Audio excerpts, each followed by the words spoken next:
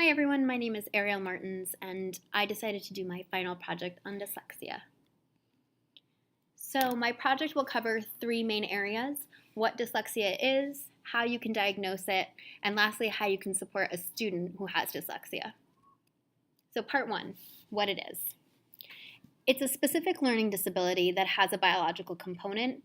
There are a number of challenges that students with dyslexia face, and we're going to talk in great detail about what these things actually mean. And dyslexia can have a pretty significant impact on reading comprehension, writing, and vocabulary development. So what does it actually feel like to have dyslexia? CNN has created this wonderful simulation so that someone without dyslexia could experience what many individuals with dyslexia experience. And that is this feeling that the letters are jumping around. As you can see, it's not that it's impossible to read, it's just that deciphering each word takes much longer, and as a result, that can slow you down really trying to figure out what the text actually says. So how is dyslexia diagnosed? I'm going to summarize a little bit of this and not go into too great of detail, but you will get an overview of what this looks like. So first and foremost, we need to gather information from parents and teachers. Secondly, we need to provide formal testing and analyze the results of that testing. Once we've done that, we can determine a diagnosis and create recommendations that would be appropriate based on that diagnosis. It's very sequential, and it's very important that none of those items are skipped or none of the order is changed. So we need to know a lot about background information, including family history and current supports and interventions. What we don't need to know a lot about is intelligence testing. The IQ test was once used as a benchmark, and a discrepancy in ability to read and one's IQ was considered a marker of dyslexia. But we now know that oral language skills, or one's ability to speak and converse in a conversation, are much better predictors of dyslexia. So what skills need to be tested before someone can say yes or no, you have dyslexia? So we're going to talk about what each of these things mean, because while they may look similar based on the title, all these things actually mean slightly different things. So your oral language skills, as I alluded to earlier, is one's ability to understand and produce meaningful speech. So that's how you engage in a conversation. As you probably know, you don't need to be able to read to have oral language skills. So when a student is able to converse at a really high level but struggles to read, that's usually an indicator of dyslexia, and that's when a student should be formally tested. The second item that students with dyslexia will suffer with is word recognition. So these words are not part of a sentence, they're not part of a story, so there are no context clues that an individual can use to figure out what the word means. So some of these might be memorized, some of them might not be. An individual who has dyslexia is going to have a harder time recognizing words than an individual who does not. Decoding is similar to the last one, but a little bit different. Decoding refers specifically to one's ability to match letters to sounds. So when we want to test that, we don't want to use words that a student may have already memorized, because that doesn't actually check whether or not they can identify how the letter M corresponds with the sound M. So to be able to test this, we want to use nonsense words that a student couldn't possibly have memorized, and therefore we're checking only one's ability to decode. Spelling is very similar to decoding, but the sequencing works in exactly the opposite direction.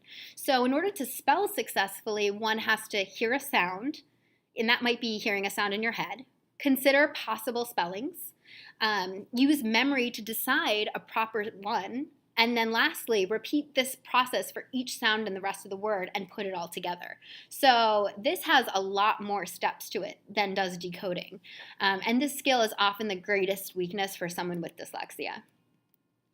Phonological processing is also very challenging for someone with dyslexia.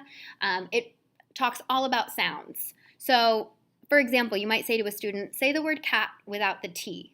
So the student is actually subtracting the T sound after they've isolated it and now reproducing a new sound. There's a lot of different skills in there, and while it may seem very simple to someone who doesn't have dyslexia, to someone who does, this would be a big challenge. When you're testing for phonological processing, though, you're not considering the meaning of the words, only the sounds that are produced.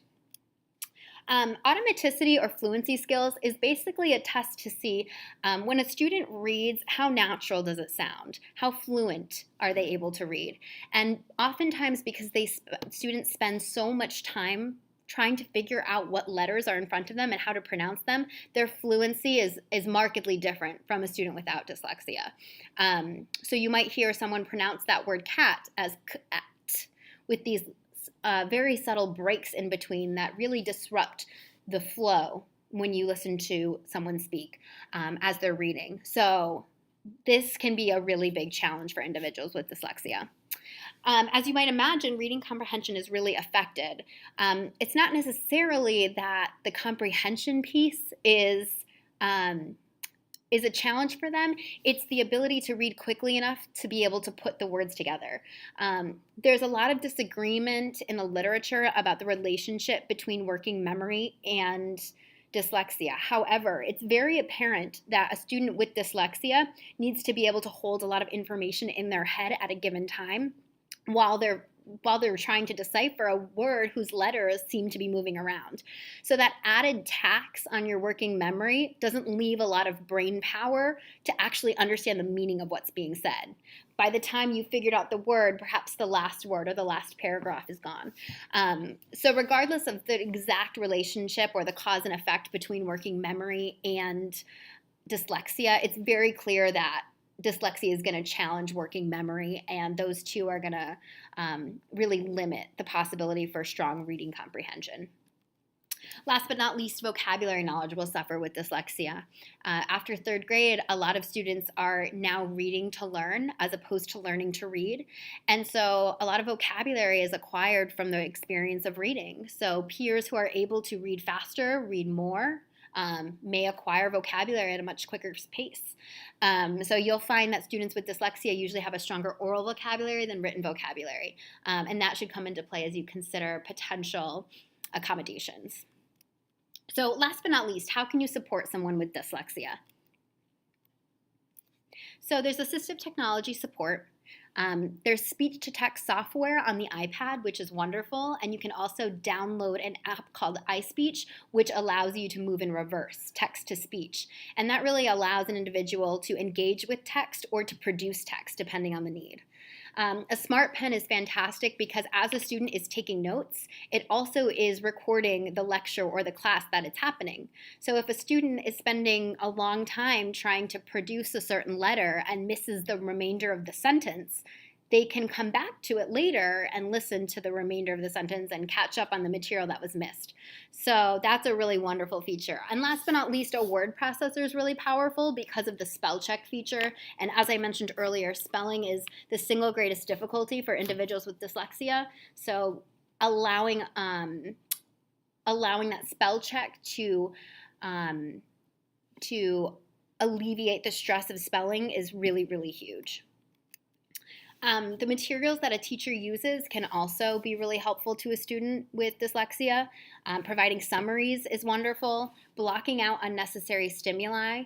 As you experienced in that simulation, there's a lot of things moving around, so reducing the stimuli can be really powerful in allowing a student to focus only on exactly what they're doing right now. A line reader or a bookmark as they're reading would be a really wonderful tool. Written directions should be simplified or perhaps given orally wherever possible. Small amounts of work are really important. Just as I mentioned, blocking out unnecessary stimuli can be very overwhelming. So instead of maybe giving them 20 math problems at once, just give one task card at a time. And they can complete the same amount of work, but perhaps with less anxiety and less frustration. Lastly, a graphic organizer is really helpful because it provides some kind of framework where they're not needing to read to make connections. Instruction as well can be really helpful. So explicit teaching methods is really, really helpful are really helpful when you're teaching someone with dyslexia. Constructivist approaches are very engaging. However, they require a lot of synthesis that may be frustrating for a student who's already behind with their ability to comprehend, with their ability to just read and process the words in front of them. Mnemonic instruction is really effective because it allows a reduction on working memory. And as I mentioned, working memory and dyslexia are very closely intertwined. So being able to remember all the planets using a mnemonic tool is just one less thing that students with dyslexia will need to hold into their head. Wherever possible, combine verbal and visual information. And last but not least, try to pre-teach written vocabulary. As I mentioned, oftentimes vocabulary is weaker in individuals with dyslexia, so pre-teaching it can help make sure that that gap gets closed rather than widened. For assignments and testing accommodations, allow extended time for individuals with dyslexia. They really do need extra processing time, just like you experienced with that CNN simulation. It takes you longer to read that than it does to something where the letters aren't moving. So as you can imagine, these students really do need and benefit from extended time. Modifying the length of assignments is really important as well. Since it takes them longer, they should have fewer things to do. And what that does is it really provides a more equitable homework experience for individuals with dyslexia. If everybody else is spending about 1 hour on a reading assignment, they should be able to spend about 1 hour too and might just read fewer pages doing so. And last but not least, consider whether it's possible to offer an alternate means of assessment. So if it's possible that a student can do an oral report or a poster or create a video and still demonstrate mastery of the skill, that would be preferable. And last but not least, parents can support their children as well. And it's not even, you don't need to wait until you have a diagnosis of dyslexia. You can just start pronouncing things with children as they're young and exaggerate that pronunciation and encourage them to repeat what you're saying. Read to your child every night, play rhyming games, and practice counting sounds. These are very, very simple activities that can reinforce the connection between phonological sounds and verbal output. And last but not least, some key points. Dyslexic students need encouragement. They should never be considered lazy or defiant when they really do have added struggles. Dyslexic students are intelligent. They simply need to work harder to demonstrate that intelligence through the written word. And last but not least, if a student is struggling with reading, make sure that you get testing immediately. The earlier there's a diagnosis, the earlier you can get appropriate supports. And that's it. Thanks so much for listening.